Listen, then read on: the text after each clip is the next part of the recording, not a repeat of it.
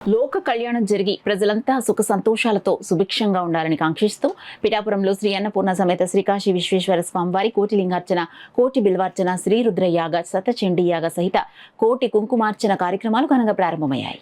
పట్టణంలో కోటగుమ్మం సెంటర్ వద్ద గల శ్రీ వాసవి కనికా పరమేశ్వరి దేవాలయ ప్రాంగణంలో ప్రముఖ వేద పండితులు, జ్యోతిష్య శాస్త్ర ప్రముఖులైన ద్విభాష్యం కుమార సుబ్రహ్మణ్య శర్మ ఆధ్వర్యంలో కార్తీక మాసం సందర్భంగా మొదలైన కార్యక్రమాల్లో భాగంగా కలశ స్థాపన, మండపారాధన నిర్వహించారు. అలాగే మహాన్యాస పారాయణ చేశారు. ఈ సందర్భంగా ద్విభాష్యం కుమార సుబ్రహ్మణ్య శర్మ మీడియాతో మాట్లాడారు. కోటి బిల్వార్చన, రుద్రయాగం, శతచండీ యాగం ఈ కార్యక్రమాలన్నీ కూడా ఈరోజు ఈ కార్యక్రమాలకి కలశ స్థాపన జరిగింది.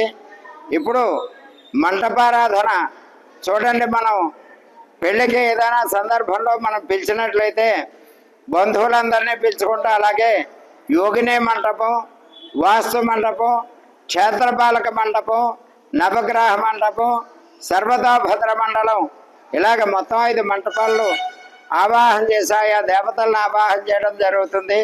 కలశ స్థాపనతో కోటి లింగార్చనకి సంకల్పం జరిగింది. ఇప్పుడు అదిగో పార్వతీ పరమేశ్వరులు మన అందరికీ పూజ నిమిత్తం ఇక్కడ వేదిక మీద ఏర్పాటు చేయడం జరిగింది. అందరూ కూడా చూసి తరించండి.